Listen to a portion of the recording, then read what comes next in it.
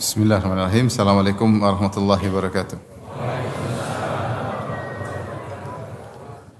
Alhamdulillahi ala ihsani wa syukru lahu ala taufiqihi wa amtinani. Asyhadu an la ilaha illallah wahdahu la syarika lahu ta'ziman li sya'nih wa asyhadu anna Muhammadan abduhu wa rasuluhu da'ila ridwanih. Allahumma salli alaihi wa ala alihi wa ashabihi wa ikhwani. Hadirin dan hadirat yang rahmati Allah Subhanahu wa taala. Pada kesempatan kali ini kita akan bahas satu ibadah yang mulia, yaitu ibadah muhasabatun nafs, yaitu muhasabah jiwa. Yang dimaksud dengan muhasabah jiwa adalah mengaudit diri sendiri, mengevaluasi diri sendiri dalam rangka untuk memperbaiki amalan menjadi lebih baik. Kalau ada kekurangan kita perbaiki, ya, ada kesalahan kita luruskan. Kalau ada yang masih bisa dioptimalkan, maka kita optimalkan. Itu adalah tujuan dari muhasabah. Maka seorang dalam hidup ini tahu bahwasanya dia sering terjatuh dalam kesalahan dan kekurangan, karena begitulah sifat jiwa. Innan nafsa la'ammaratun bisu, kata Allah Subhanahu wa taala, sungguhnya jiwa itulah ammarah, senantiasa menyeru kepada keburukan. Jiwa demikian, selalu mengajak kepada hal yang buruk. Maka kita tahu, kita sadar akan diri kita, betapa sering kita terjatuh dalam kesalahan, dalam kekurangan, dalam kemalasan. Nah, kondisi seperti ini kalau tidak kita evaluasi, sangat berbahaya. Oleh karenanya, Ibnu Qayyim rahimahullahu ta'ala berkata dalam satu peringatan kepada kita yang kalau kita meninggalkan muhasabah, beliau berkata, "Adarru ma 'ala al-mukallaf al-ihmalu wa tarkul muhasabah wal istirsal." Yang paling berbahaya bagi seorang mukallaf, yaitu bagi kita yang diperintah oleh Allah dan dilarang oleh Allah, al-ihmal, dan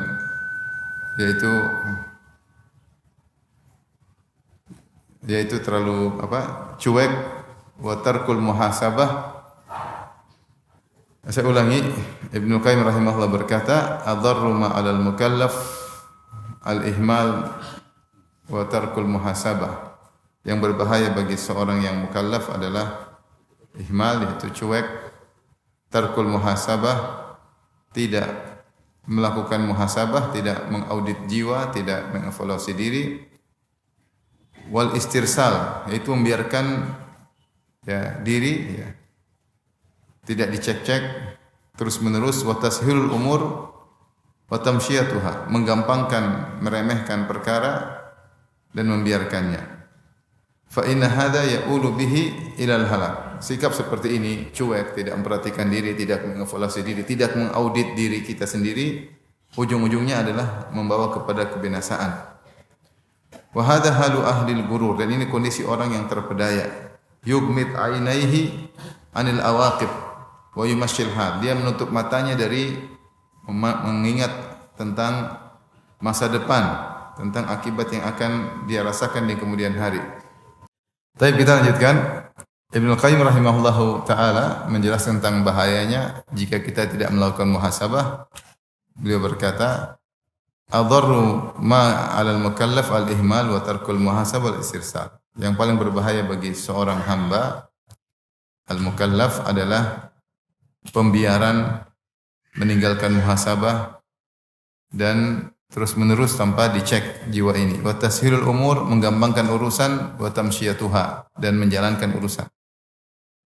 Fa inna hadza ya'ulu bihi ilal halak. Sikap seperti ini mengantarkan seorang kepada kebinasaan. Wa hadza ahlil gurur, ini kondisi orang yang terpedaya. Yugmit ainaihi anil awaqib, dia tidak memandang ke akibat, ke masa depan. Dia tutup matanya, kemudian dia cuek dengan apa yang dia lakukan. Wa yumashshil hal, dan dia menjalankan kondisinya, tidak peduli. Wa yattakilu 'alal afu, dan dia hanya bersandar bahwasanya Allah Maha Pengampun. Fa yuhmilu muhasabata nafsihi wan nadhar fil aqibah, sehingga dia lalai dari melakukan muhasabah dan lalai dari memikirkan tentang masa depan. Fa idza fa'ala dzalika sahula alaihi muwaqa'atu dzunub. Dan jika dia seperti ini modelnya, akan mudah baginya melakukan dosa-dosa. Wa anisa biha wa asar alaihi atau asur alaihi fitamuha, dan akhirnya dia terbiasa bermaksiat dan akhirnya sulit untuk meninggalkan maksiat tersebut. Ini bahayanya kalau seorang tidak muhasabah. Kita hidup cuma sebentar, maka kita harus berusaha beramal dengan optimal, dengan maksimal, dan kita berusaha hidup kita ada progres dalam iman dan takwa. Jangan kita cuek-cuek saja. Maka agar kita ada progres, ada perubahan menuju kebaikan sementara umur kita semakin habis, maka kita harus muhasabah. Kita harus audit diri kita harus evaluasi diri kita agar kita bisa menjadi lebih baik. Nah, apa itu muhasabah? Muhasabah dijelaskan oleh para ulama, ya.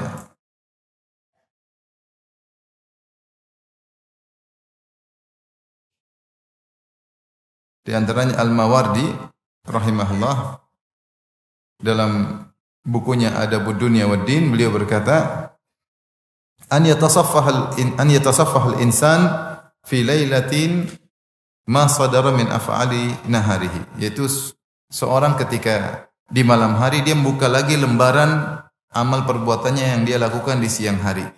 Itu malam hari dia coba apa tadi saya lakukan sejak ba'da subuh sampai terbenam matahari. Dia renungkan apa yang sudah lakukan hari ini. Tadi pagi saya ngapain aja. Itu namanya muhasabah. Fa in kana mahmudan amdahu wa atba'ahu bima syakalahu wa dhahahu. Kalau ternyata dia lihat hari ini yang dia lakukan tadi siang dari ba'da subuh sampai maghrib adalah bagus, maka dia teruskan dan dia sertakan dengan amalan-amalan yang semisal dengannya. Wa in kana madmuman, kalau ternyata dia cek pagi tadi saya ternyata melakukan hal yang buruk. Pagi-pagi sudah nonton film Korea. Jam 8 nonton berita ijazah. Ngabisin waktu, dia caci maki orang ya. Kemudian jam 10 enggak tahu ngapain ya. Habis waktu. Maka hendaknya istadrakahu, maka dia perbaiki in amkan, jika memungkinkan diperbaiki. Wantaha an mislihi, dan dia berhenti dari perbuatan seperti itu fil mustaqbal, di kemudian hari. Ini contoh maksud dari muhasabah, itu evaluasi, cek. Nah, kalau kita enggak lakukan ini, kita bisa jadi tiap hari seperti itu. Tiap hari buang-buang umur. Nonton berita yang tidak ada habisnya. Tiap hari nonton film Korea yang judulnya tidak pernah habis. Sudah selesai ada judul baru, ada film baru dan seterusnya. Tahu-tahu meninggal dunia. Tidak terasa rambut semakin putih, wajah semakin keriput, ya. Pipi semakin kempot, benar tidak? Gula semakin naik, kolesterol semakin tinggi. Selesai. Ibnu Qayyim berkata rahimahullah taala tentang muhasabah, hiya tamyiz baina ma lahu wa ma alaihi. Maksud dari muhasabah yaitu untuk mengklasifikasikan mana yang hak dia dan mana kewajibannya. Seperti kalau hisab di hari kiamat, apa sih fungsi hisab? Allah bangkitkan kita pada hari kiamat kelak. Kemudian Allah sidang. Setelah Allah hisab. Hisab itu untuk apa? Untuk klasifikasi mana amal yang merupakan pahala, mana amal yang merupakan dosa. Setelah hisab, setelah diklasifikasi baru mizan, baru ditimbang. Ditimbang. Maka sebenarnya muhasabah jiwa yang kita lakukan di dunia maksudnya apa? Untuk membedakan apa yang merupakan baik bagi kita dan apa yang merupakan keburukan, kewajiban yang harus kita tunaikan, ya. Fayastashibu ma lahu wa yuaddi ma alaihi. Maka apa yang baik untuk dia teruskan, dan apa yang kewajiban harus ditunaikan segera ditunaikan. Kenapa? Karena dia akan bersafar, li'annahu musafirun safara man la ya'ud. Karena dia akan musafir dengan safar orang yang tidak akan pernah kembali lagi, yaitu menuju kematian. Dia mati enggak bakalan kembali lagi. Oleh karenanya harus benar-benar dia persiapkan dirinya, dia audit dirinya sebelum diaudit oleh Allah Subhanahu wa taala. Ini makna muhasabah secara sederhana. Dan muhasabah adalah ibadah yang agung, datang dalam Al-Qur'an dalil-dalil yang menunjukkan akan hal tersebut dan juga disebutkan dalam hadis-hadis Nabi sallallahu alaihi wasallam. Di antaranya Allah berfirman dalam surat Al-Hasyr ayat 18, "Ya ayyuhalladzina amanu taqullaha wal tanzur nafsum ma qaddamat lighad." Wahai orang-orang yang beriman, bertakwalah kepada Allah, wal tanzur nafsum ma qaddamat lighad. Dan hendaknya setiap jiwa melihat apa yang telah dia lakukan untuk masa depannya. Wal tanzur nafsum ma qaddamat, setiap jiwa melihat kembali apa yang sudah dia lakukan untuk lighadin, untuk esok hari, itu untuk hari esoknya di akhirat, untuk hari kiamat. Wattaqullah, bertakwalah kepada Allah, innallaha khabirum bima ta'malun. Ketahuilah Allah Maha detail mengetahui apa yang kalian lakukan. Ini ayat adalah tentang muhasabah. Karena Allah mengatakan setiap jiwa harusnya merenungkan kembali, mengevaluasi kembali apa yang telah dia lakukan sebagai bentuk persiapan untuk masa depannya yang abadi. Dan Allah mengatakan bertakwalah kepada Allah karena Allah detail mengetahui amal perbuatan kalian. Ini salah satu ayat yang menunjukkan bahwasanya seorang perlu untuk muhasabah. Ibnu Katsir ketika mengomentari ayat ini, beliau berkata, "Ai hasibu anfusakum qabla an tuhasabu." Hisablah diri kalian sebelum kalian dihisab.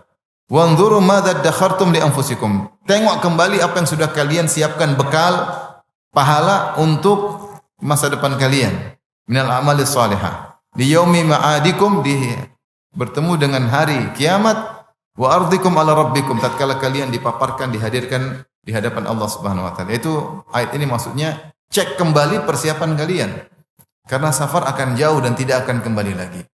Seperti disebutkan bahwasanya Zainal Abidin berkata, "Safari ba'idun wazadu la yuballighuni wazadu la yuballighuni wa quwwati dha'afat wal mautu yatlubuni." Safarku sangat jauh, itu tidak akan kembali lagi. Ya. Sementara bekal tidak cukup, sementara kekuatanku semakin melemah dan kematian selalu mengintaiku.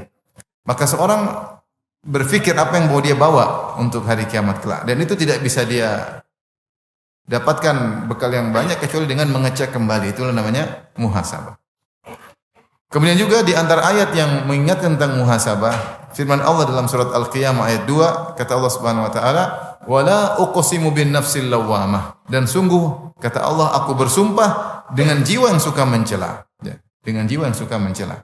Jiwa memiliki 3 sifat. Itu nafsul ammarah bisu, jiwa yang selalu mengajak pada kemaksiatan. Ini jiwa yang tercela. Jiwa yang lain terpuji, itu nafsul lawwamah, jiwa yang suka mencela seorang ketika melakukan maksiat, jiwanya berontak, kenapa kau begini, kenapa kau begitu. Dan yang ketiga, an-nafsul mutmainnah, itu jiwa yang tenang dengan keimanan. Tapi di antara sifat jiwa yang terpuji adalah an-nafsul lawwamah, yang Allah pernah bersumpah dengan sifat jiwa tersebut.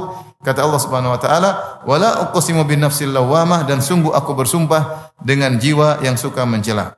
Kata Syaukani rahimahullah, qala Mujahid, dia menukil perkataan Mujahid bin Jabir, muridnya Ibnu Abbas. Mujahid salah seorang ulama dari kalangan tabi'in, muridnya Ibnu Abbas. Apa itu nafsul lawwamah? Hiya allati talumu ala ma fata wa tandam. Yaitu jiwa yang mencela apa yang sudah lewat dan menyesal. Fatalumu nafsaha ala syarr. Maka dia pun mencela jiwanya atas keburukan yang dia lakukan. Dia berkata, "Lima amiltihi." Kenapa kau lakukan? Kenapa kau lakukan keburukan tersebut? Wa alal khair, atau lima amiltahu, kenapa kau melakukan? Jadi jiwa mencela dia. Kenapa kau lakukan keburukan tersebut? Wa alal khair, dan dia juga mencela atas kebaikan yang dilakukan. Dia berkata, "Lima lam tastakthir minhu." Kenapa kau tidak perbanyak kebaikan tersebut? Yaitu kenapa kau tidak meninggalkan maksiat? Kenapa kau tidak mengoptimalkan, memaksimalkan kebaikan yang padahal bisa kau lakukan lebih daripada itu?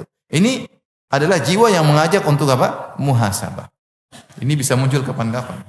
Seorang berpikir, kenapa? Iya, tadi kenapa saya gini? Kenapa saya begitu? Kenapa tadi saya kurang? Kenapa saya? Ya. Kenapa kok saya sedekahnya cuma sedikit? Padahal saya punya kemampuan lebih daripada itu. Kenapa tadi saya sholat malam cuma 1/4 jam? Padahal saya sudah bangun sejak 2 jam yang lalu.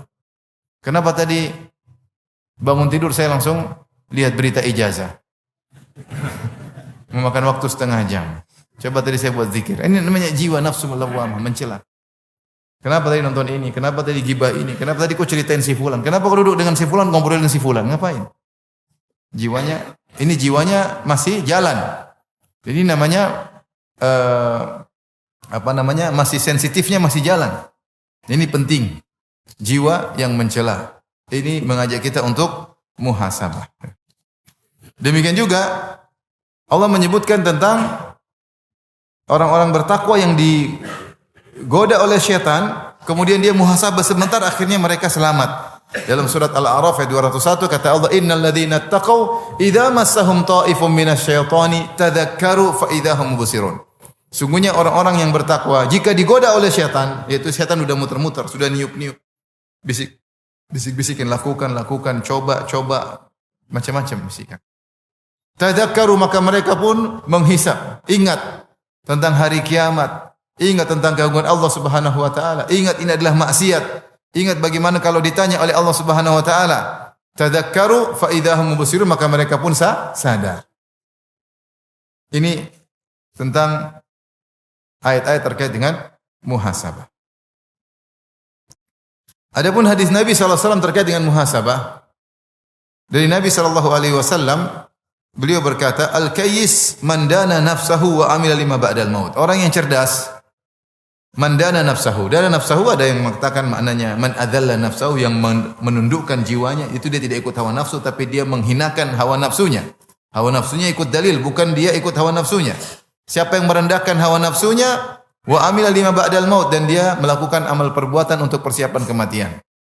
Sebagian ulama menafsirkan, ini banyak ulama menafsirkan mandana nafsahu maksudnya adalah man hasaba nafsahu. Al-kais, orang yang cerdas, adalah yang menghisap jiwanya, wa amila lima ba'dal maut, dan kemudian beramal soleh untuk persiapan kehidupan setelah kematian. Wal ajiz, dan orang yang bodoh, al-ahmaq, yang lemah, man atba'a nafsahu hawaha, yang jiwanya disuruh ikut hawa nafsunya, ya. Wa tamanna 'ala Allah, dan hanya berangan-angan, yaitu bermaksiat terus berangan-angan masuk surga. Bermaksiat tapi Allah Maha Pengampun, katanya. Qala At-Tirmidzi rahimahullah yang meriwayatkan hadis ini berkata, makna qaulihi man dana nafsahu, makna sabda Nabi, siapa yang menundukkan jiwanya, ai hasaba nafsahu fid dunya qabla an yuhasaba yaumal qiyamah, yaitu dia menghisap jiwanya di dunia sebelum dia dihisap pada hari kiamat kelak. Maka ini dalil bahwasanya orang yang suka menghisap dirinya adalah orang yang cerdas. Ibarat kalau kita punya perusahaan, kita harus evaluasi atau tidak? Evaluasi. Kita evaluasi, kita cek secara berkala, entah sebulan, entah tutup tahun, kita cek secara berkala. Kalau ingin perusahaan kita maju, sehingga kita cek mana modal kita, mana keuntungan, mana kerugian. Kita cek modal masih utuh enggak? Ada kerugian di sisi mana? Ada keuntungan dari sisi mana? Agar perusahaan kita menjadi maju. Nah, kita hidup ini kan kita juga perlu progres. Karena kita meninggal, kita enggak bisa lagi, perusahaan kita sudah selesai. Kita sekarang dalam perdagangan bersama Allah, tijarah ma Allah, kita sedang berdagang bersama Allah. Makanya Allah mengatakan, innallaha ashtara minal mu'minina anfusahum wa amwalahum bi anna lahumul jannah. Allah membeli, kata Allah, Allah membeli dari orang-orang beriman jiwa mereka, Allah beli harta mereka dengan surga. Allah bayar dengan surga. Kita sedang dalam perdagangan, maka kita harus tahu perusahaan kita ini maju atau tidak. Bagaimana caranya? Dengan evaluasi. Kalau kita enggak evaluasi, perusahaan kita bisa hancur tanpa kita sadari. Ya, bisa mundur dan hancur. Makanya ibarat gampangannya, kalau kita mau evaluasi diri kita, kita punya modal. Modal itu apa? Yaitu faraid, perkara-perkara yang wajib. Itu modal dasar kita. Jangan sampai kita tidak melakukannya. Kapan kita tidak melakukan perkara wajib, berarti modal kita hancur. Kemudian keuntungan yaitu amalan-amalan sunnah. Kita cek amalan sunnah, keuntungan apa yang sudah kita lakukan. Kerugian ibaratnya seperti maksiat. Kalau kita maksiat berarti kerugian. Nah, ini butuh dengan namanya muhasabah. Maka Rasulullah mengatakan, inilah orang yang cerdas menurut Allah Subhanahu wa taala adalah orang yang mengecek, mengevaluasi dirinya, yaitu muhasabah, mandana nafsahu. Kemudian apa dampaknya?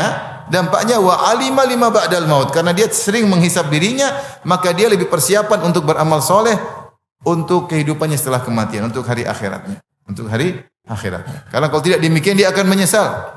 Seperti Allah sebutkan dalam surat Al-Fajr, yaqulu ya laitani qaddamtu li hayati, penyesalan. Maka manusia akan berkata pada hari kiamat kelak ketika neraka jahanam diperlihatkan, Waji'a yauma idzin bi jahannam. Yauma idzi yatadzakkarul insan, ketika neraka dihadirkan pada hari kiamat, maka manusia ketika itu ingat dengan seluruh apa yang pernah dia lakukan. Semuanya, filenya semua kebuka. Kebaikan, keburukan semua terbuka. Kemudian dia berkata, yaqulu ya laitani qaddamtu li hayati. Dia berkata, seandainya dulu saya beramal soleh untuk kehidupanku yang sekarang. Tapi itu hisab diri sendiri sudah enggak ada faedahnya karena sudah di hari kiamat. Seandainya dia ucapkan itu ketika di dunia, kalau di akhirat percuma, enggak bisa apa-apa lagi.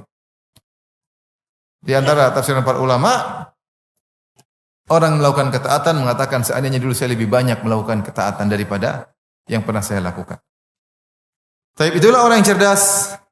Al-Kais mandana nafsahu wa alima lima ba'dal maut. Sehingga ketika dia mengevaluasi diri, maka dia persiapan untuk lebih baik. Adapun wal ajiz, orang yang lemah, al-ahmaq, yang pandir, yang bodoh, yang atba'a nafsahu hawaha. Dia membiarkan dirinya mengikuti hawa nafsunya. Nafsunya ingin apa, dia ikuti. Wa tamanna 'ala Allah al-amaniyah. Kemudian dia hanya berangan-angan masuk surga. Insyaallah masuk surga. Allah Maha Pengampun. Allah Maha Penyayang. Yang lebih jahat dari saya masih banyak. Sehingga dia berangan-angan sementara maksiat jalan terus. Ini orang pandir, orang bodoh, mengikuti seluruh hawa nafsu, kemudian ingin masuk surga. Seperti perkataan sebagian orang-orang, pingin hidup kaya raya, di dunia foya-foya, mati masuk surga.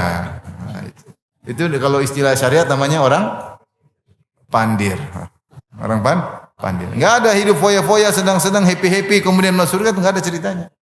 Ikuti hawa nafsu masuk surga, enggak ada. Itu orang pandir kata Nabi SAW, bukan kata saya. Baik. Oleh karenanya para salaf mengingatkan tentang pentingnya muhasabah. Seperti Umar bin Khattab radhiyallahu taala anhu. Beliau berkata, "Hasibu anfusakum qabla an tuhasabu." Hisablah diri kalian, auditlah diri kalian, evaluasi amal kalian sebelum kalian dievaluasi oleh Allah Subhanahu wa taala. Sebelum kalian diaudit oleh Allah Subhanahu wa taala. Wazinuha qabla an tuzanu, timbanglah diri kalian sebelum kalian ditimbang oleh Allah Subhanahu wa taala. Timbang-timbang amal. Perbandingkan bagaimana. Kemudian kata Umar bin Khattab, "Fa innahu ahwanu 'alaikum hisabukum ghadan an tuhasibu anfusakumul yaum." Sungguh hisab kalian akan ringan pada hari kiamat kelak jika kalian menghisab diri kalian sekarang ini. Siapa yang sering menghisab dirinya, pasti hisabnya lebih ringan. Karena siapa yang sering mengevaluasi dirinya, maka dia akan lebih hati-hati. Yang jadi masalah tadi kata Ibnu Qayyim, istirsal, ihmal, menggampangkan, meremehkan, terus tanpa berhenti. Tidak terasa kemudian umur semakin apa? Tua. Mau diperbaiki sudah kadang-kadang susah, sudah terlambat dan macam-macam. Kadang tidak diperbaiki dan akhirnya meninggal dunia dalam kondisi mengenaskan, amal soleh sangat sedikit, maksiat sangat banyak. Maka ini perlu untuk namanya hisab.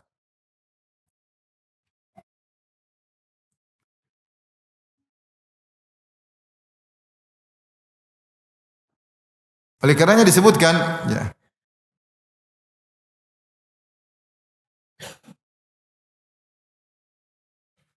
oleh Maimun bin Mihran, dia berkata, "La yakunul abdu minal muttaqin hatta yuhasiba nafsahu ashadda min muhasabati syarikihi, wasyarikani yatahasabani ba'dal amal." Tidaklah seorang termasuk dikatakan bertakwa sampai dia menghisap dirinya, mengaudit dirinya lebih daripada dengan audit yang kencang dan detail, lebih daripada partner bisnisnya mengaudit dirinya. Dia berkata, wasyarikani yatahasaban. Kalau ada dua orang partner bisnis, setelah selesai mereka saling menghisap karena ingin mengambil jatahnya masing-masing. Sehingga si A mengecek si B dengan detail, si B juga mengecek A dengan apa? Detail. Kata beliau, kalau kau ingin menjadi bertakwa, kau harus mengecek dirimu lebih kencang daripada kalau ada partner bisnismu yang mengecek dirimu. Harus kencang. Ini terkait dengan akhirat kita, surga dan neraka kita. Maka serius. Tadi pagi saya ngomong apa? Tadi pagi saya lihat apa? Tadi pagi saya ngapain? Siang tadi saya ngapain? Ada waktu yang terbuang enggak? Dicek.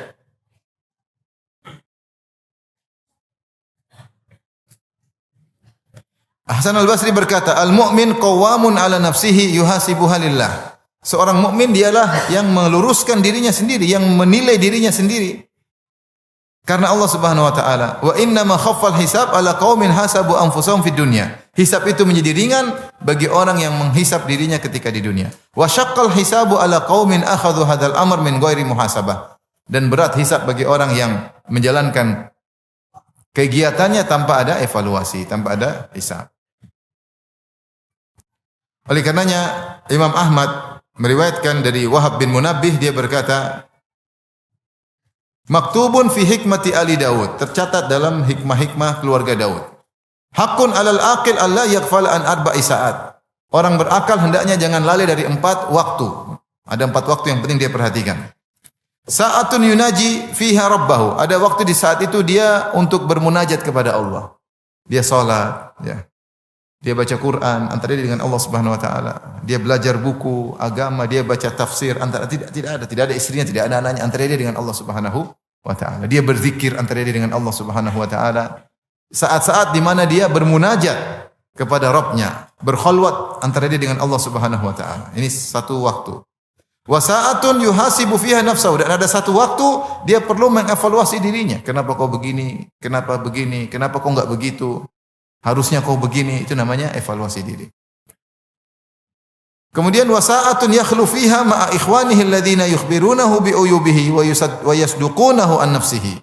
Dan dia ada saat waktu dia kumpul dengan teman-temannya, yang teman-temannya tersebut bukan penjilat, tapi benar-benar teman-teman yang baik, yang kasih tahu kesalahan-kesalahannya, kau harusnya enggak boleh begini, menasihati dia. Kau sudah pas kemarin, menurut saya sudah pas.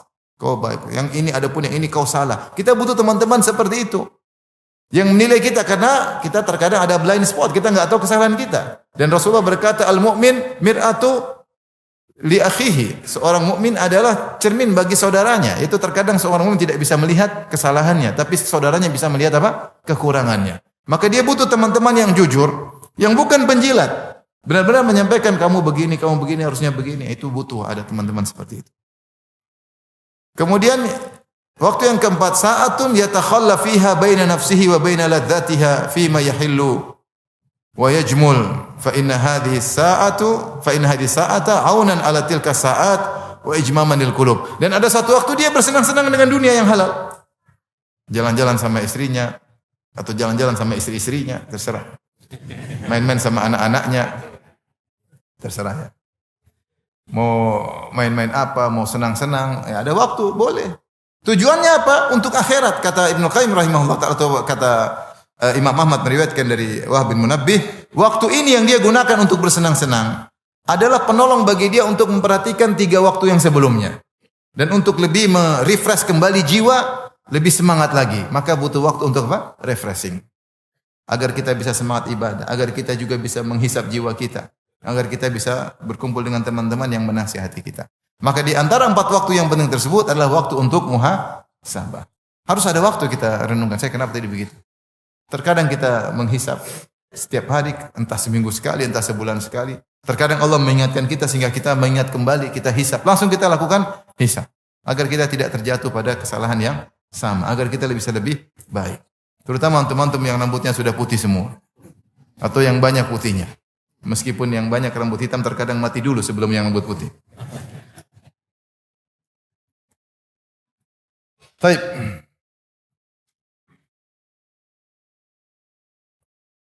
Sekarang bagaimana cara menghisap? Bagaimana cara menghisap? Menghisap caranya ada 2 model. Pertama, menghisap sebelum melakukan perbuatan, yang kedua menghisap evaluasi setelah melakukan perbuatan.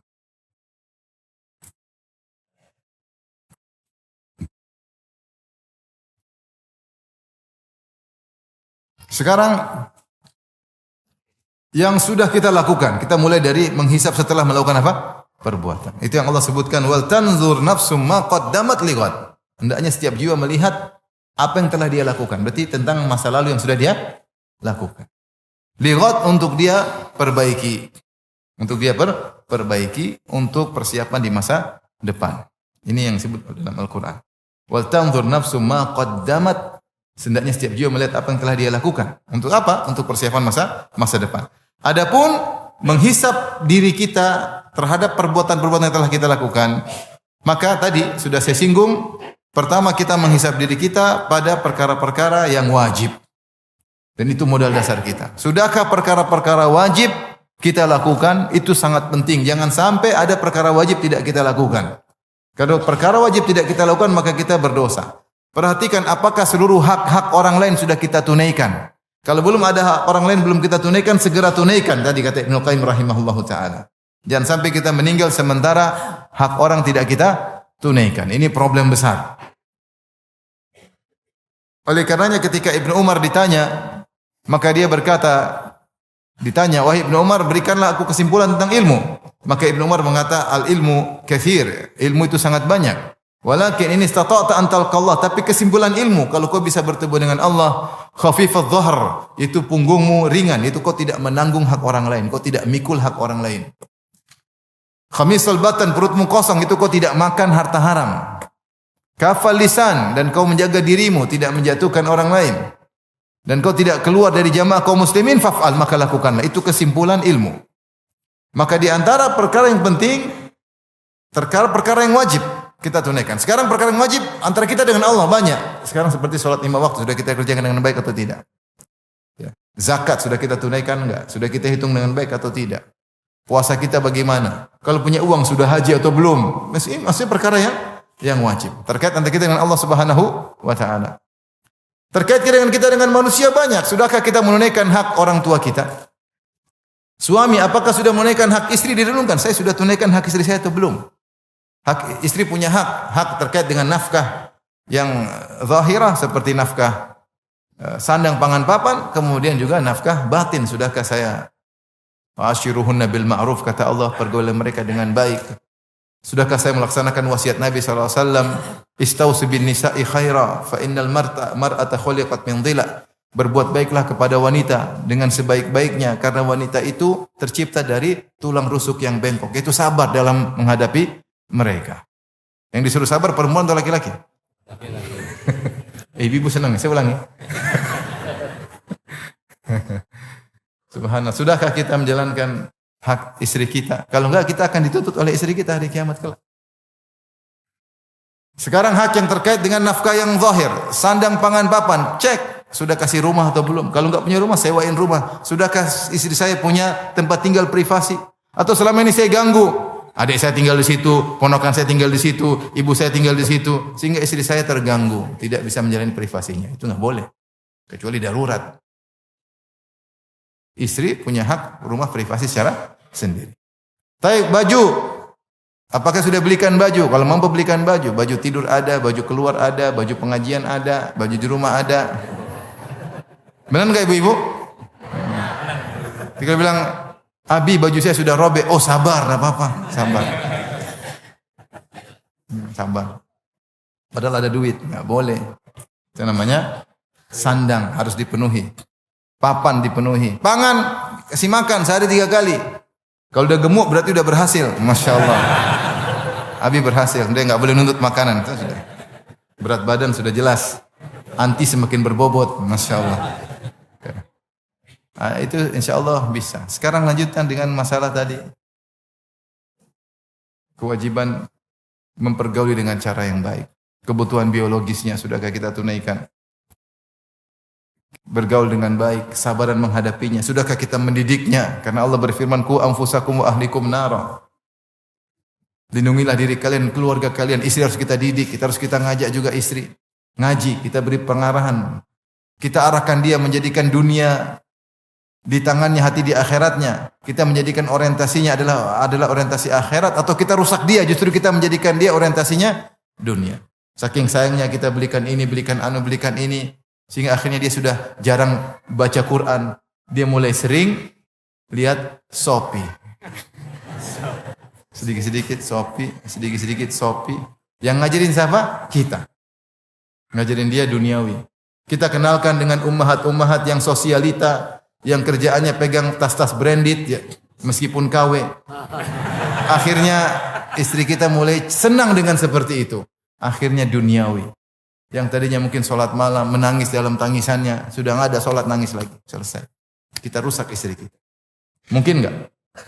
Mungkin. Oleh karena itu kita harus lihat, sudahkah saya melaksanakan kewajiban saya terhadap istri saya? Sudahkah saya melaksanakan kewajiban saya terhadap anak saya? Karena kita akan dihisap oleh Allah. Mending kita hisap dulu, ini sudah terlanjur. Sudahkah? Kalau belum kita perbaiki. Anak-anak jarang saya ajak ngobrol. Anak-anak punya kirim uang selesai. Sudah habis sibuk. Umi sibuk. Kasihan anak-anak. Bayangkan anak-anak sekarang tidak bisa curhat sama orang tuanya. Karena orang tuanya cuek sama anak-anaknya. Akhirnya dia cuek. Curhat sama siapa? Curhat sama ChatGPT. Benar atau tidak? Benar. Yang parah sampai dia curhat sama temannya. Sampai ada kasus nyata, ini kasusnya bukan main-main, kasus nyata. Ada santri dan santriwati. Santriwati ini tidak menemukan teman curhat, aslinya curhat sama santri yang lain. Santriwati curhat kepada santri. Santri ini karena sibuk, dia nggak mau curhat, dia bilang, saya curhat sama kamu dan saya bayar setiap curhatan. Akhirnya nih akhwat bayar tuh ikhwan untuk menerima curhatannya. Maksud saya kalau kita anak-anak dekat dengan kita, dia nggak curhat sama orang, curhat sama kita. Karena dia tahu ada tempat curhat yang siap menerima suka dukanya. Tapi kita sibuk ini, sibuk anu. Habis sibuk apa sih? Nonton berita ijazah. Nggak habis-habis sampai sekarang. Subhanallah. Iya, berita ijazah dan teman-temannya maksudnya. Dengar anak bicara, itu gimana ngurusannya? Anak ini akan nuntut. Oleh karena Allah berfirman pada hari kiamat kelak, fa idza ja'atis sakhah. Jika ditiupkan sangkakala, yauma yafirrul mar'u min akhi, maka setiap orang akan lari dari saudaranya.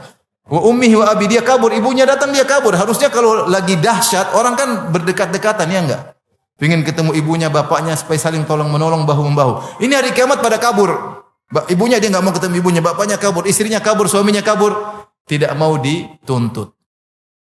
Sebagian salah mengatakan kenapa dia kabur? Karena tidak mau dituntut oleh suaminya, istrinya, anaknya, bapaknya, ibunya, kakaknya, adiknya. Dia tahu dia waktu di dunia kurang menjalani kewajibannya terhadap mereka. Hati-hati. Demikian juga hati-hati ibu-ibu. Kenali kewajiban terhadap suami. Ibu-ibu tahu enggak kewajiban terhadap suami? Coba sebutin. Kalau disuruh nge, dalam, iya, ya, itu kewajiban. Taat kepada suami. Tidak angkat suara kepada suami. Tidak bentak-bentak suami. Kalau diajak keranjang, siap. Meskipun lagi bakar roti, rotinya ditinggalkan. Kata Nabi, wa in kanat ala tanur, meskipun lagi panggang roti, suami panggil, roti terbakar, enggak ada masalah. Itu ringan, chill. Ada perkara besar yang harus dilakukan. Subhanallah. Betapa banyak wanita tidak menunaikan kewajibannya kepada suami. Ibu-ibu jangan bilang, suami saya pemaaf. Sekarang pemaaf, di akhirat dia tuntut. Kesempatan saya ambil pahalamu sebanyak-banyaknya. Oleh karena ibu-ibu, hati-hati ibu. Di antara yang ibu harus hisap, apakah seluruh kewajiban saya sudah saya kerjakan? Kewajiban terhadap suami, kewajiban terhadap anak, kewajiban terhadap orang tua, kewajiban terhadap tetangga, cek yang benar. Ini perkara hisap yang paling penting terhadap faraid, perkara-perkara yang wajib. Ini modal dasar kita, jangan sampai kita kurang. Kalau ini sudah oke, baru kita lanjut keuntungan, itu perkara-perkara yang sunnah. Salat malam kita bagaimana, puasa sunnah kita bagaimana, kita cek. Saya setahun ini, saya kemarin puasa Syawal enggak ya? Saya kemarin puasa Arafah enggak ya? Saya puasa Muharram enggak? Coba cek. Saya selama sebulan ada enggak? Saya puasa berapa hari dalam sebulan? 3 hari ke atau Senin Kemis 8 hari? Ataukah puasa Daud? Kita cek. Bagaimana ini sunnah-sunnah, ini progres. Karena kita hidup harusnya agama kita semakin naik. Ini perkara sunnah. Dicek, salat malam saya gimana? Semakin naik tetap atau semakin habis? Dicek. Sedekah saya bagaimana? Saya tahun lalu Masya Allah banyak saya bantu, kakak saya bantu, adik saya bantu, tetangga saya bantu, orang tua. Kok tahun ini saya pelit? Kenapa ini? Oh, karena baru beli mobil baru, baru beli tas KW baru. Nah, ini perkara-perkara sunnah, tidak wajib tapi perkara sunnah. Ini keuntungan yang kita perlu kita audit. Tapi yang bahaya juga adalah tentang maksiat. Nah ini. Ada seorang namanya Ibnu Simmah. Dia umurnya 60 tahun lebih. Kemudian dia bilang, seandainya saya maksiat sehari sekali.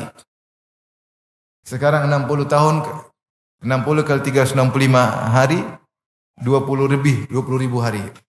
Berarti saya akan bertemu dengan Allah dengan bawa 20 ribu maksiat. Itu kalau saya maksiat sehari sekali. Sementara kita. Jadi jangan anggap perkara remeh. Maksiat sehari sekali aja kalau kita 60 tahun sudah 20 ribu hari, 20 maksiat. Gimana kalau sehari 5 kali, sehari sekian banyak, berjam-jam habiskan waktu enggak jelas, nonton yang enggak benar, gibah yang macam-macam. Ya. Sejam bentak suami, sejam enggak berhenti. Oleh karenanya ini perlu kita, manusia siapa sih yang tidak bermaksiat? Nah, kita perlu evaluasi. Perbaiki. Kenapa saya dulu maksiat? Kenapa saya dulu? Oh, saya maksiat sini gara-gara bergaul dengan si fulan. Jangan bergaul lagi dengan si fulan. Min fiqhil abdi, kata Abu Darda, di antara fikih seorang hamba, dia tahu nazagatas syaitan anna ta'tihi. Godaan syaitan dari mana datang menggodanya? Dia harus tahu. Oh, dia hindari, jangan sampai dia terjebak dalam kondisi yang sama, kemudian godaan syaitan datang kepada dia. Oh, saya tergoda kalau lagi sendirian, lagi safar. Kalau gitu jangan safar sendirian. Saya tergoda kalau nginap di hotel itu yang mahal. Kalau hotel murah saya enggak tergoda. Ya udah, jangan di hotel mewah, hotel yang losmen bintang 2. Aman. Saya kalau duduk di mall melihat macam-macam, oh jangan. Kalau gitu enggak usah ke mall. Harus tahu di mana kita terjatuh, dan kita pasti terjatuh. Tapi kita berusaha menghindar jangan terjatuh lagi. Itu namanya evaluasi yang berdampak baik. Kita banyak sekali maksiat. Kalau takut safar sendiri maksiat, aja orang. Biar ada teman. Karena kalau kita sendirian, setan datang menggoda macam-macam. Macam-macam. Ini namanya evaluasi kepada amal yang sudah dikerjakan. Baik. Hisab yang kedua adalah hisab terhadap amal yang hendak mau kita kerjakan. Banyak yang harus kita perhatikan sebelum kita kerjakan amal tersebut. Ini sangat penting. Ini sangat penting. Oleh karenanya seorang salaf dikatakan kepadanya, "Ala tahdhurul janazah? Tidakkah kau melayat mayat saudara kita?" Kata dia, "Makanakum hatta uhdhiran niyat." Tunggu dulu sampai saya hadirkan niat saya dulu. Baru saya mau pergi ke situ. Kenapa? Karena orang pergi ngelayat jenazah niatnya macam-macam. Ada yang karena Allah, ada yang karena pekewu, karena enggak enak, ada yang supaya dikatakan orang soleh, ada yang karena riya, banyak sekali niat. Maka sebelum kita lakukan, kita evaluasi dulu. Saya mau ke situ ngapain? Demikian juga Rasulullah anjurkan ketika mau berbicara. Contoh, ini salah satu hadis tentang terkait dengan muhasabah sebelum beramal soleh. Kata Nabi SAW, la yu'minu man kana yu'minu billahi wal yawmil akhir falyakul khairan aw liyasmut. Siapa yang beriman kepada Allah dan hari akhirat hendaknya berkata-kata yang baik atau dia diam. Menunjukkan sebelum kita berkata kita mikir dulu ini baik atau tidak. Kalau baik kita pikirkan lagi adakah yang lebih baik daripada ini? Yaitu diksinya ada yang lebih baik atau tidak? Karena Allah berfirman wa qul li ibadi yaqulu allati hiya ahsan. Katakanlah kepada hamba-hambaku agar mengucapkan diksi yang terbaik daripada diksi-diksi yang baik. Kenapa? Inna syaitana yanzagu bainahum, karena syaitan mengedomba di antara mereka. Syaitan sering menggoreng diksi yang salah. Maka Allah mengatakan yaqulul lati hiya ahsan, supaya hamba-hambaku memilih diksi yang terbaik. Ini hisab. Sebelum kita ngomong mikir dulu. Sebelum kita mengetik mikir dulu. Ini dampaknya bagaimana? Adakah ibarat yang lebih baik? Adakah ungkapan lebih baik? Dapat pahala. Ini namanya evaluasi sebelum bertindak, sebelum berkata. Maka tahapannya berikut ini. Jika jiwa kita ingin melakukan suatu perbuatan atau ingin mengucapkan suatu perkataan, hendaknya dia berhenti sejenak. Ini hisab sebelum bertindak, sebelum beraktivitas. Dia memandang apakah amal ini dia mampu lakukan sebelum dia lakukan. Mampu atau tidak? Saya pengen bangun masjid. Semangat, pahalanya besar. Duit cuma 100 ribu, berarti nggak mampu. Nggak mampu ya. Jangan paksa. Saya pengen umrah. Bulan ini harus umrah. Duit cuma 1 juta, nggak bisa. Jangan nekat. Karena kau tidak bisa. Ngapain melakukan sesuatu yang tidak bisa dilakukan? Hanya buang-buang umur, buang waktu. Maka jika kau ingin melakukan sesuatu, pikir dulu. Saya ingin menulis buku tentang hukum tertentu. Ya, saya ilmu agama nggak ada, gimana mau nulis buku? Mikir dulu, mampu nggak? Saya ingin bicara tentang politik. Kau pakar politik nggak? Pernah sekolah di sekolah politik? Enggak, cuma di pondok. Lagi mana bicara politik? Bahlul. Nggak mampu, jangan masuk kalau tidak mampu. Kalau tidak mampu, nggak usah masuk. Bukan ranahmu, bukan arealmu, bukan. Kalau kau punya perangkat yang cukup, silakan berbicara. Berarti mampu kau berbicara. Jadi, apapun yang mau kita lakukan, mau perbuatan atau perkataan, komentar atau apapun, pikir saya mampu atau tidak. Itu ranah saya atau tidak. Kalau tidak mampu, sudah tinggalkan, pikir yang lain. Aktivitas yang lain. Jangan maksakan diri. Karena maksakan diri, terkadang kita hanya buang-buang umur. Hanya buang-buang waktu. Akhirnya hilang waktu kita tanpa ada faedahnya sama sekali. Baik. Jika dia mampu, maka pikirkan berikutnya. Tahapan kedua, pikirkan berikutnya. Apakah melakukan ini, perbuatan ini, lebih baik atau tidak dilakukan lebih baik? Pikir dulu. Lebih baik atau tidak baik? Jangan-jangan tidak dilakukan lebih baik. Kalau lebih baik, maka lakukan. Ya. Kalau tidak baik, jangan lakukan. Maka dipikir dulu baik, karena tidak semua perbuatan kita lakukan dianggap baik, ternyata bisa jadi baik, bisa jadi buruk. Pikir dulu. Misalnya saya mau haji, saya mau umroh tahun ini, tapi saya ada uang. Apakah saya baik umroh tahun ini? Sementara ada kebutuhan kakak saya sakit, adik saya sakit. Kayaknya enggak deh. Kayaknya lebih baik saya tunda. Ini mending untuk yang lain. Misalnya, maka kita pikir kita lakukan baik atau tidak perlu kita renungkan. Jangan langsung jalan bablas. Pokoknya bismillah, enggak juga begitu. Semua perlu dipikirkan karena umur kita terbatas. Potensi kita terbatas. Berikutnya, kalau ternyata lebih baik untuk kita lakukan, kita renungkan lagi. Yang keberapa? Yang ketiga. Taib. Apa motivasimu melakukan ini? Apakah karena Allah Subhanahu wa taala atau agar dipuji oleh manusia atau ingin cari kedudukan di hati manusia? Atau untuk mencari followers, atau ada duniawi yang kau dapatkan, renungkan kembali. Antum kalau bikin konten, karena antum kontainer, kontentor apa kontainer? Sebelum antum membuat konten, antum pikir dulu, saya bikin konten ini, ini baik Ustaz, karena lagi ngaji, kemudian saya videoin, oke, bagus ngajak orang. Bagus, ngajarin tajwid. Coba tanya berikutnya. Ini semua pokoknya sudah baik. Tahapan pertama, oke. Kedua, oke. Ketiga, oke. Yang keempat. Kau melakukan ini kenapa? Karena Allah enggak? Pikir dulu. Ini karena Allah enggak ya? Waduh, kayaknya enggak deh. Ya udah jangan.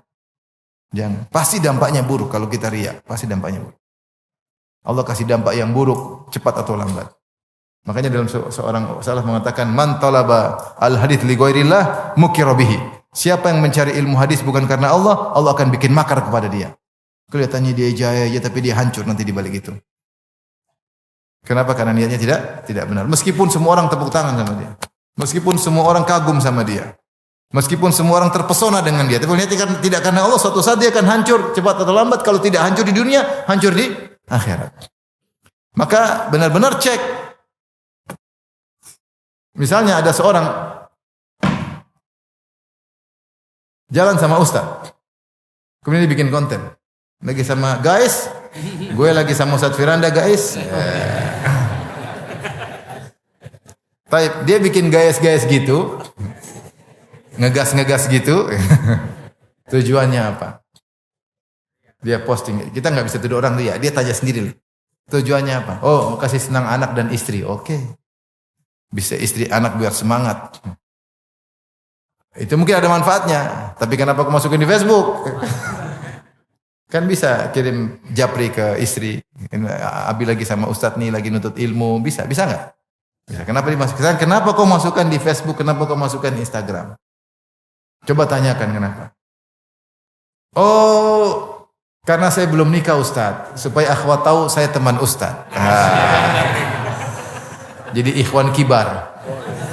Ikhwan kibar atau ikhwan kibir? Hanya Allah yang tahu. Oleh karenanya bikin konten kan susah kan? Kadang-kadang engkelnya situ, engkolnya situ, ingkelnya sini. Kadang-kadang shootingannya berapa, ambil, dipotong-potong jadi keren. Kau bikin konten yang keren itu, niatnya apa? Tanya. Duniawi atau akhirat? Kalau duniawi rugi. Dan kau akan kecanduan. Kecanduan duniawi bertahun-tahun, tidak ada nilainya di sisi Allah Subhanahu wa Ta'ala. Karena itu asyik. Bikin konten, kita publish, like banyak. Yang like ikhwan akhwat, janda, gadis, semua like. Nenek-nenek itunya. Kalau kakek-kakek yang publish, yang like nenek-nenek. Jadi mau saya, ketika kita sudah melakukan demikian, akhirnya kita terlena, kita kecanduan, bisa bertahun-tahun kita begitu, nggak bisa nggak? Bisa. Tapi kalau sejak awal kita preventif, oh enggak, saya nggak benar, udah berhenti, udah Allah selamatin kita. Mungkin kita konten sekali-sekali, tapi ikhlas lebih bermanfaat di akhirat daripada banyak-banyak, tapi ternyata ngaco. Semuanya. Da'i ketika berdakwah, cara mau cari apa? Ingin menyebarkan agama Allah, atau mencari dunia, atau mencari apa? Allah yang tahu. Berhenti sebelum kau berlanjut bertahun-tahun, ternyata tidak ada faedahnya sama sekali. Pikirkan. Panitia pengajian, bikin panitia pengajian. Bikin kajian di hotel-hotel, pikir. Ini karena syiar, karena Allah, karena orang dapat hidayah, atau karena sebaliknya, di balik itu ada sesuatu yang hal-hal duniawi direnungkan. Sebelum kita akhirnya kegiatan bertahun-tahun ternyata kita rugi. Bisa diperbaiki tapi sudah rugi bertahun-tahun lewat. Seandainya dulu kita lakukan yang baik itu lebih baik. Maka seperti ini itu namanya hisab sebelum beraktivitas. Berhenti sejenak. Sejenak. Semuanya ya. Dan itu banyak dilakukan oleh para salaf sampai saya sebutkan sini perkataan Umar bin Abdul Aziz.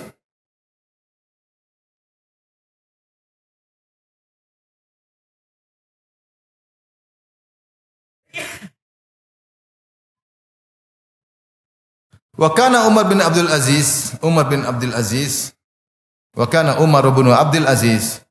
rahimahullah, salah seorang Amirul Mukminin dari Bani Umayyah yang terkenal sampai ada yang mati, dia khalifah yang setelah Khulafaur Rasyidin, dia yang paling hebat. Kana syadidul muhasabah li nafsihi, qalilal kalam, dia paling kencang menghisap dirinya dan dia sedikit berbicara. Wa kana yaqul, kenapa dia sedikit berbicara? Dia berkata, yaitu dia sebelum bicara dia hisap. Karena dia selalu hisap sebelum bicara, akhirnya jarang bicara. Orang kalau sebelum komentar banyak hisap, dia nggak jadi komentar, benar nggak? Tapi kalau komentar hisap belakangan, komentarnya banyak. Apalagi kalau nggak dihisap, komentarnya banyak. Sekarang orang komentar cuek, bicara dimaki-maki. Orang cuek, kayaknya tidak ada malaikat yang catat. Sehingga komentar seenaknya, maki seenaknya, nuduh seenaknya. Ini yang terjadi. Tapi kalau orang sebelum bicara, sebelum komentar dia hisap dulu, dia akan sedikit berbicara, sedikit komentar. Kata Umar bin Aziz, kenapa dia sedikit berbicara? Innahu la yamna'uni min katsiri minal kalam makhafatal mubahat. Sungguhnya menghalangiku untuk banyak berbicara karena saya khawatir bangga-banggaan. Kenapa? Umar ini adalah Amirul Mukminin yang sukses. Semua orang senang sama dia, semua orang kagum sama dia. Banyak kesuksesannya. Kalau dia bicara khawatir dia nanti bangga, mending enggak usah ngomong. Kalau ngomong takut ujub, kalau ngomong takut riya. Ada orang ngomong takut ujub enggak? Ada. Dia bicara, aduh kayaknya dia hebat sekali. Dia mau ngomong, aduh jangan-jangan saya riya. Udahlah, enggak. Kamu dulu gimana nutut ilmu? Enggak. Takut kamu tertawain nanti. Kadang kalau cerita nanti, ternyata hebat. Oh, saya dulu nutut ilmu, saya jalan 14 kilo. Jalan kaki apa naik motor? Jalan kaki nuntut ilmu. Bukan, luar biasa. Saya dulu baca buku semua. Akhirnya dia ujub atau dia ria. Kalau ketika dia khawatir enggak jadi ngomong, enggak lah. Umar bin Abdul Aziz mungkin kalau dia cerita dia mau cerita banyak. Karena dia khalifah yang digemari, dikagumi oleh masyarakat ketika itu. Tapi dia takut ngomong, takut apa? Berbangga. Kalau kita ada yang bisa dibanggakan, bikin konten, benar nggak? Mumpung bisa dibanggakan, bikin konten. Kontainer sejati. Ini contoh.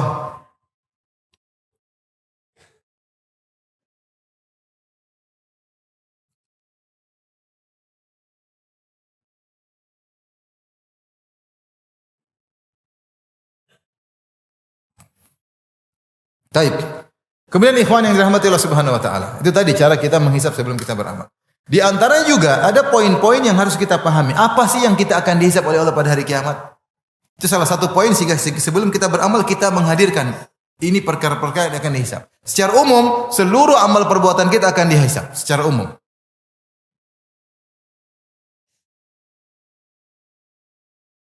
Kami akan bertanya kepada mereka amma kanu ya'malun, atas semua yang mereka kerjakan.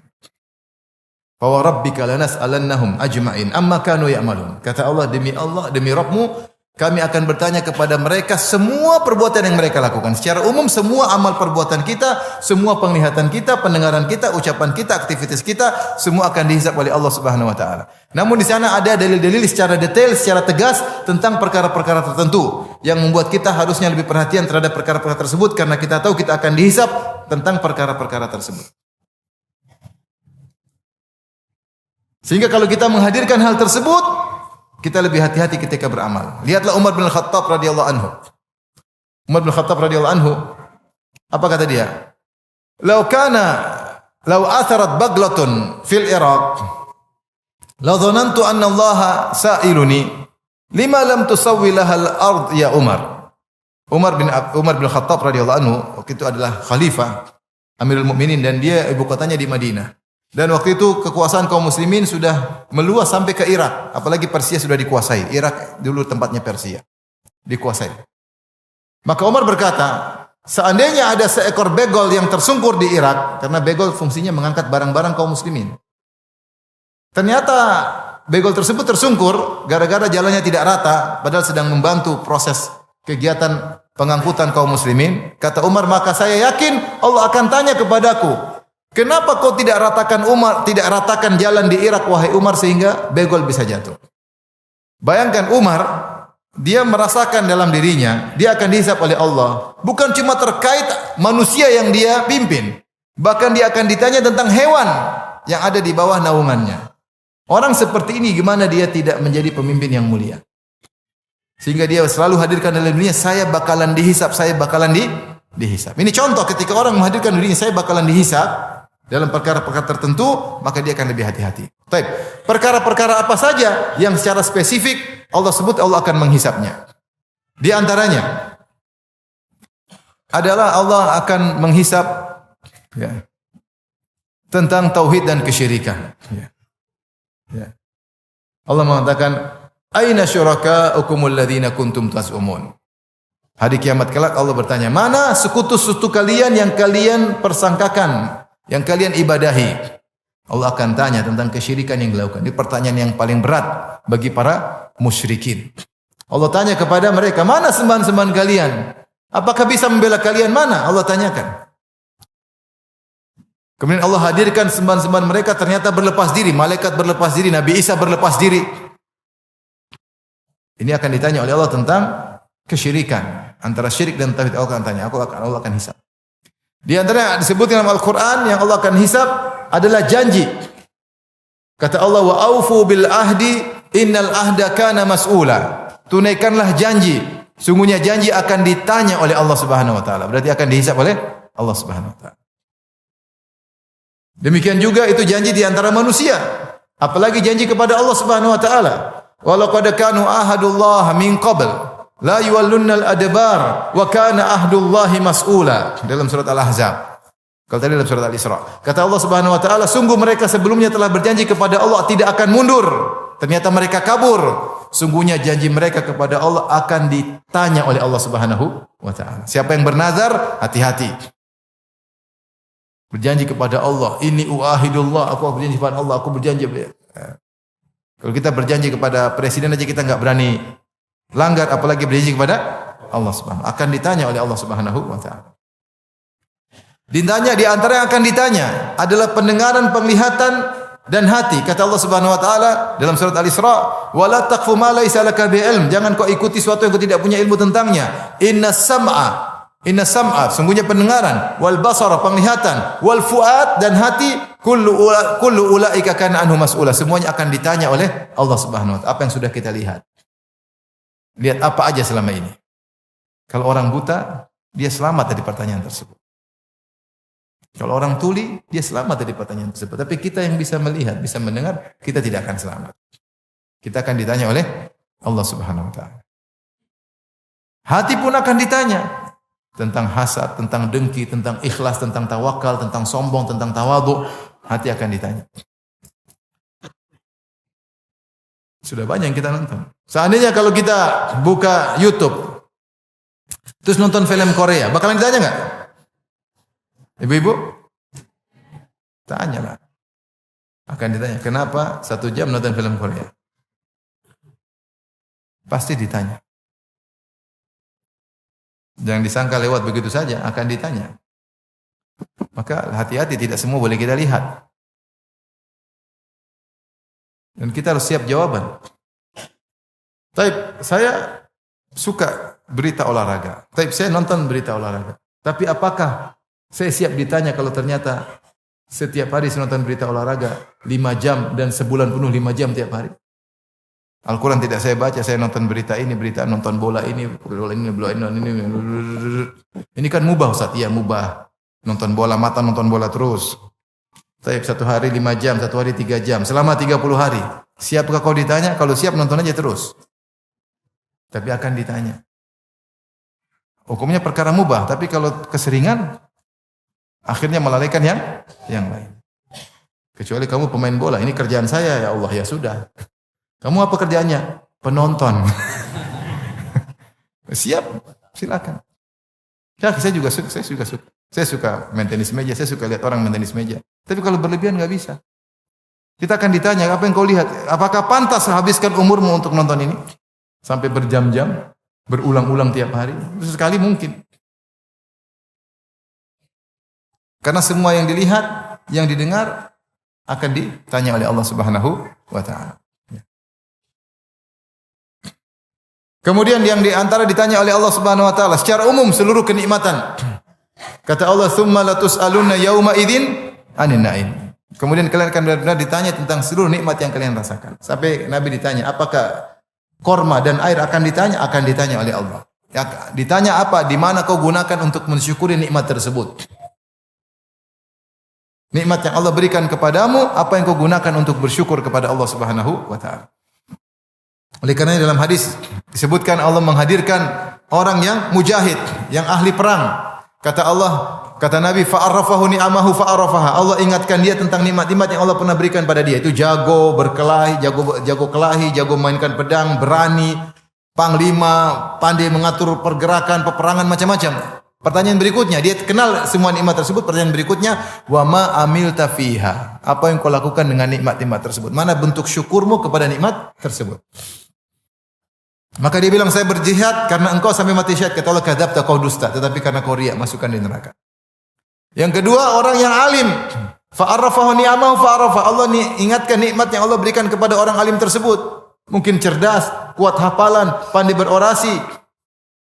Semua perangkat untuk menjadi dai yang tersohor semua dia punya. Cerdas, pintar, kuat hafalan, pandai berorasi. Penyampaiannya lugas. Allah tanya, apa yang kau lakukan? Kata dia, saya ngajar karena Allah. Kata Allah, kau dusta. Tapi kau ngajar supaya dikatakan orang alim. Maksud saya yang jadi perhatian di sini bukan masalah riaknya.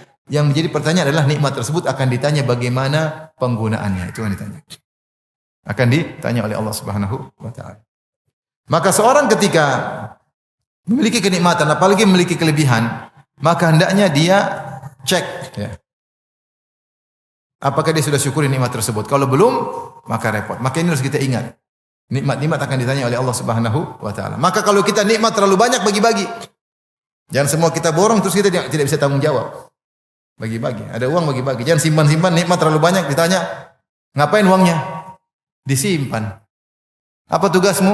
Penjaga uang. Sampai mati, penjaga setia.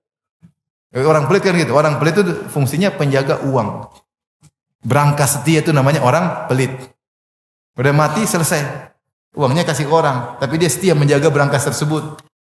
Tapi kalau orang tidak pelit, dia bagi-bagi kenikmatan. Sehingga hisapnya kurang. Hisapnya juga banyak karena dia menggunakan nikmat tersebut untuk bersedekah. Tapi di antara nikmat-nikmat yang Allah tanya juga secara spesifik. Kata Nabi SAW, "Lan tazula qadama abdin hatta yus'ala an arba' yaumal qiyamah." Tidak akan bergeser dua kaki seorang hamba menuju surga atau neraka sampai ditanya tentang 4 perkara pada hari kiamat. Dan umri fima afnah, tentang umurnya kemana dia habiskan. Waktunya, umur maksudnya apa? Jam-jam yang dia lewati, hari-hari yang dia lewati, menit-menit yang dia lewati, detik-detik yang dia lewati. Akan ditanya. Maka saya bilang, antum nonton sesuatu di YouTube 5 menit, 10 menit, itu akan ditanya. Akan ditanya. Makanya demikian orang yang bikin konten yang enggak ada manfaatnya. Terus yang nonton 2 juta orang. Ngabisin umur orang 2 juta kali 5 menit. Dia akan dihisap. Bikin konten yang ada manfaat. Hanya buang-buang umur. Yang nonton banyak, semakin banyak hisap dia. Taib an umri fima abna, umur yang dia habiskan. An syababi fima ablah, tentang masa mudanya kemana dia habis. Karena masa muda adalah masa yang potensial. Masa produktivitas. Itu masa keemasan. Maka akan ditanya secara spesifik. Wa an malih, tentang hartanya, min aina iktasab fima anfaqah, dari hartanya dari mana dia dapatkan, kemana dia habiskan. Hati-hati. Kalau dagang, hati-hati, yakin halal. Kalau enggak halal tinggalkan. Enggak usah ragu-ragu. Enggak halal tinggalkan, Allah ganti yang lain. Syubhat tinggalkan, Allah ganti yang lain. Nanti Allah ganti yang lain. Kita sudah cerita, ada kawan dia dengar ceramah saya. Kalau ada yang haram syubhat tinggalkan, nanti Allah ganti. Allah punya cara gantikan dengan cara yang lain. Akhirnya dia seorang lawyer. Akhirnya dia dapat proyek, dapat 4 miliar. Uang muka dapat berapa? 4 miliar. Tapi untuk membela kebatilan.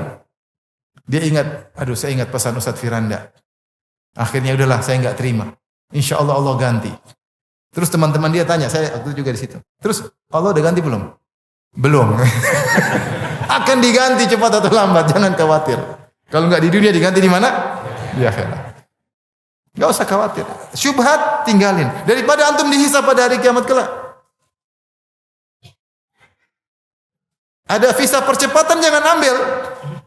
Karena antum akan bukan ditanya oleh hakim di dunia, yang masalah bukan ditanya oleh KPK di dunia, yang masalah ditanya oleh Allah pada hari kiamat. Berat loh. Jatah orang miskin kau ambil, kau jual dengan mahal. Emang bisa jawab? Oh bisa Ustaz, ya tafadhol kalau bisa.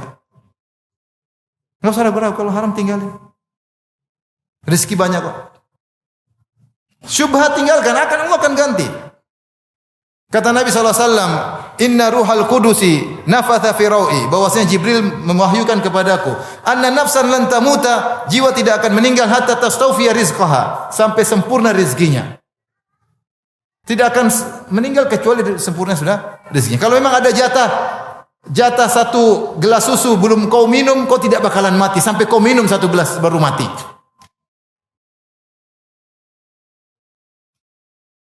Kalau belum sempurna rezeki tidak akan Allah matikan. Kemudian kata Nabi SAW, fa'ajmilu fit talab. Oleh karenanya carilah rezeki dengan cara yang baik. Khudhu mahalla, ambillah yang halal, wada'u maharum, tinggalkan yang haram. Rezekinya sama saja. Kau mengambil cara yang haram, cara ngambil cara yang halal, rezekinya sama saja, kesimpulannya sama. Mungkin kelihatannya banyak, nanti juga habis. Mungkin kelihatannya sedikit atau banyak. Karena rezeki tidak berubah. Oleh karenanya kalau haram tinggalkan. Daripada kita dihisab nanti, kata Allah, dari mana kau dapatkan? Pertanyaan ini, dari mana kau dapatkan, sudah membinasakan banyak orang. Masih ada pertanyaan kedua tentang harta. Wa fima anfaqah, kemana kau belanjakan? Ini juga enggak gampang. Belanja buat apa? Buat beli jam 10 miliar. Kenapa beli jam 10 miliar? Repot kan, enggak gampang. Bukankah itu pemborosan? Bukan itu israf, berlebih-lebihan. Apa itu israf? Barang yang mahal fungsinya sedikit. Itu namanya apa? Israf. Barang mahal fungsinya sedikit. Kalau barang mahal fungsinya besar, itu bukan israf, namanya perlu. Ada orang mungkin beli laptop harganya 100 juta karena dia perlu. Macam-macam ya. Perlu itu silakan, dia lebih tahu. Ada orang beli HP mahal. Ternyata fungsinya enggak perlu, israf bukan? Tapi ini saya dikasih, afwan. Yang ini juga ya. Nanti anda bilang Ustaz ngomong isyraf, Ustaz HP-nya 2. Ini dikasih dua-duanya. Nggak enak nggak dipakai, biar senang orangnya. Tapi manfaat nih, saya sekarang baca buku di sini kan. Bermanfaat. Masih kalau mahal, manfaat nggak ada masalah. Ditanya Allah kita bisa jawab. Tapi kalau nggak ada manfaatnya, repot jawabnya. Karena yang Allah tanya bukan dari halal haramnya saja yang kau dapatkan. Kau gunakan buat apa? Buat foya-foya, musibah pada hari kiamat. Banyak orang kelaparan, banyak orang kemiskinan, terus foya-foya. Yang nggak perlu, repot jawabnya hari kiamat. Yang terakhir, wan ilmihi, akan ditanya tentang ilmunya, ma amila minhu, apa yang sudah diamalkan. Ini juga penting. Jangan ngaji saja tapi tidak ada progres. Kita ngaji, kita niatkan untuk amalkan. Oleh karena ikhwan dan akhwat yang rahmati Allah Subhanahu wa taala. Maka saya rasa dalam hidup ini agar hisab kita selamat, kita gunakan wara' dan zuhud dalam hidup ini. Apa itu wara'? Tarku ma qad yadhurru fil akhirah. Wara' adalah meninggalkan sesuatu yang khawatir berbahaya di akhirat. Adapun zuhud, tarku ma la yanfa'u fil akhirah, meninggalkan sesuatu yang tidak bermanfaat di akhirat. Meninggalkan sesuatu tidak bermanfaat di akhirat. Bisa zuhud lebih tinggi daripada wara'. Wara' seperti ada perkara orang ajak kita, ayo kita main ini, ayo kita muamalah ini, ayo jualan ini. Aduh, ini jangan-jangan repot di akhiratnya. Ini ada barang dagangan, kita bisa jual, import tanpa lewat apa? Bea cukai. Gimana nih? Resmi enggak? Setengah resmi. Kenapa setengah resmi? Maksudnya orang bea cukai tahu tapi dia lewatin. Kok bisa? Ya pokoknya sah, aman. Nah, kita ragu, resmi atau enggak ya resmi. Kita tinggalkan, itu namanya wara'. Karena bisa jadi ternyata ini berbahaya. Ternyata melanggar peraturan. Ternyata repot, merugikan pedagang setempat misalnya. Merugikan negara. Kalau merugikan negara, merugikan rakyat. Tinggalin. Itu namanya wara'. Mungkin tidak haram secara jelas. Tapi bisa jadi haram. Itu namanya. Kalau haram jelas, itu bukan, itu memang harus kau tinggalkan. Wara' itu pada perkara yang syubhat. Yang kau ragu-ragu, bisa jadi mudarat, maka tinggalkan. Itu namanya wara'. Dan itu banyak hal. Tinggalkan yang kau ragu, tinggalkan. Ini wara'. Ini terutama dalam banyak masalah muamalah. Masalah muamalah. Apapun yang kita ragu. Ustaz ada rencana begini, ada begini. Aduh, hati saya enggak tenang. Saya takut dosa. Enggak. Saya yakin boleh. Ya sudah, kalau kau yakin boleh, silakan. Saya enggak. Itu namanya apa? Wara'. Praktekkan. Akhirnya kita terbiasa wara' satu demi satu. Tapi kalau kita, halal, bablas. Syubhat, yang penting belum haram. Syubhat. Lama-lama jerumus ke neraka. Tapi yang lebih tinggi daripada itu zuhud. Zuhud melakukan perkara yang meninggalkan perkara yang tidak bermanfaat di akhirat. Tarku ma la yanfa'u fil akhirat. Meninggalkan perkara yang tidak bermanfaat. Semua yang tidak bermanfaat kita tinggalkan. Tapi saya kumpul-kumpul sama kamu ada manfaatnya enggak? Misalnya ada teman, kita jalan-jalan dong. Ada manfaatnya enggak? Kalau ada, kita lakukan. Manfaat bukan dunia, manfaat di mana? Di akhirat. Teman-teman ngajak misalnya main padel. Oke, main padel. Ada manfaatnya. Ada Ustaz, al-mu'minul qawi khair min dhaif. Mukmin yang kuat. Oke. Mainnya berapa jam? 5 jam. Bahlul namanya. Kelamaan. Pulang-pulang loyo, bukan mukmin kuat. Kalau main olahraga ada waktunya. Main padel sehari berapa kali, istri ditinggal, anak ditinggal, itu padel enggak benar. Ada waktunya, terukur dan apa namanya? Ya. Ada kadarnya. Baik. Ustaz katanya kalau orang tua harus fitness Ustaz biar tubuh badan ikut fitness. Tanya saya fitness buat apa?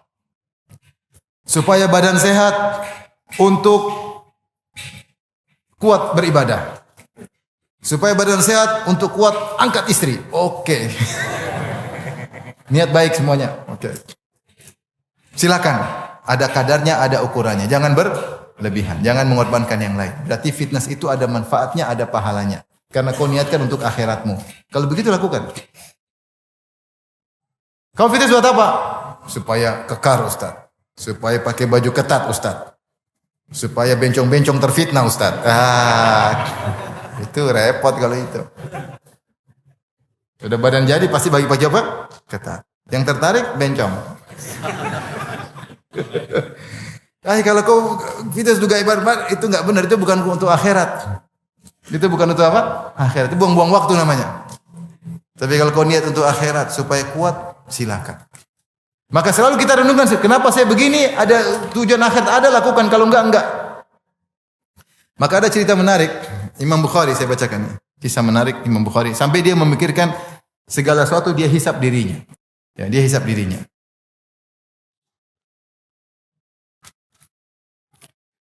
Dari Muhammad bin Abi Hatim, Warraq al-Bukhari, itu sekretarisnya, penulis Bukhari, tukang catatnya Imam Bukhari. Ra'aitul Bukhariya istalqa wa nahnu fi tasnifi kitab tafsir. Aku melihat Imam Bukhari berbaring, istirahat sebentar. Sementara kami sedang menulis kitab tafsir dalam Sahih Bukhari. Wa kana at'aba nafsahu fi dzalikal yaum fi takhrij, dan Imam Bukhari capek benar lagi takhrij, kemudian bahas sampai rawi-rawi semua dia capek, istirahat sebentar. Faqultu lahu, maka aku bertanya kepada guruku tersebut. Ini sami'tu katakul, aku pernah dengar engkau berbicara wahai guruku. Ma ataitu syai'an bi ghairi ilmin. Bahwasanya engkau melakukan sesuatu, tidaklah aku melakukan sesuatu tanpa ilmu. Imam Bukhari mengilzamkan dirinya. Tidak dia melakukan sesuatu kecuali ada dalilnya, kecuali ada ilmunya. Kau pernah mengatakan demikian? Terus famal faedah fil istilqa. Terus kau berbaring itu apa ilmunya di situ? Apa ilmunya? Apa kata Imam Bukhari? At'abtu nafsil yaum wa hadha thagrun khashitu an yahdutha hadathun min amril adu fa ahbabtu an astariha wa akhudha uhbatan fa in faja'ana al adu kana bina harakun. Kata dia, saya tadi seharian penuh capek, kau lihat saya capek takhrij hadis ilmu. Dan ini adalah salah satu sagar. Sagar itu perbatasan yang harus kai jaga. Ilmu hadis, ilmu tentang, saya harus berjuang di sini. Ya. Dan sekarang saya khawatir kalau terjadi sesuatu kejadian musuh menyerang, maka saya ingin istirahat sebentar supaya persiapan kalau ada tiba-tiba musuh menyerang saya punya energi untuk melawan. Kata Imam Bukhari. Maksudnya Imam Bukhari ingin menjelaskan setiap apa yang dia lakukan dia niatnya karena apa? Allah. Saya pun berbaring ini bukan mau sekedar tidur, supaya semangat lagi untuk menulis hadis lagi. Karena menulis hadis adalah perjuangan. Ini di daerah perbatasan, kalau kita tidak perhatian sama hadis musuh akan menyerang. Maka saya ingin istirahat sebentar supaya bisa punya persiapan. Itu menghisap dirinya. Maka sebelum kita melakukan kegiatan, hisap diri kita. Insya Allah kalau kita praktekkan zuhud dalam kehidupan kita, hisap kita ringan. Hisap kita ringan. Misalnya, antum beli mobil, antum praktekkan zuhud. Saya beli mobil, perlu enggak? Oh perlu. Buat apa? Oh buat nanti ngantar ibu jalan-jalan, nyenangkan orang tua, biar bisa istri saya tidak berkhulwat dengan laki-laki, bisa jalan sendiri. Niatnya baik semua. Oke, lakukan. Itu kita melakukan apa? Zuhud. Tapi ada perkara-perkara kita nggak bisa zuhud di situ. Contoh, nonton film Korea, bisa nggak niat zuhud?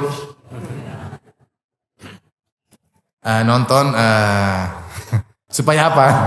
Supaya suami kelihatan hitam. Karena sering lihat orang putih, suami kelihatan apa? Hitam. Nggak bisa. Ibu-ibu kalau beli tas harga 100 juta, bisa nggak niat zuhud? Untuk akhirat bisa nggak? Saya beli tas 100 juta supaya bermanfaat di akhirat. Kalau bisa beli aja. Kalau nggak bisa, sebaiknya ditinggalkan supaya hisapnya mudah. Ini jadi landasan kita dalam kehidupan kita sehari-hari. Warok dan apa? Zuhud. Insya Allah kita selamat. Jangan ikuti hawa nafsu. Baik, demikian saja ikhwan dan akhwat yang rahmati Allah Subhanahu wa taala. Semoga Allah meringankan hisab kita pada hari kiamat kelak. Allahumma sibna hisaban yasiran. Bahkan kita berdoa Allah madkhilnal jannata bighairi adzabin wala hisab. Semoga Allah masukkan kita surga tanpa adab dan tanpa hisab. Sungguhnya hisab sangat berat. Demikian wabillahi taufiq. Assalamualaikum warahmatullahi wabarakatuh.